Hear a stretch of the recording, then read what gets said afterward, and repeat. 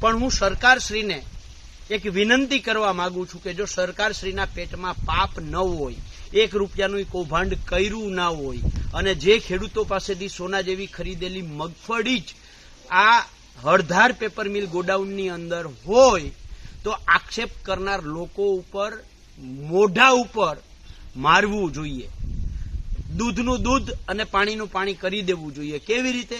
તો એ ગોડાઉનના તાળા ગુજરાતના આખા તમામ જાહેર માધ્યમોને બોલાવી અને તાળા ખોલી અને એમની સામે મૂકવા જોઈએ કે જુઓ આ મગફળી અમે તો ખેડૂતો પાસેથી ખરીદી છે, એ જ મગફળી છે.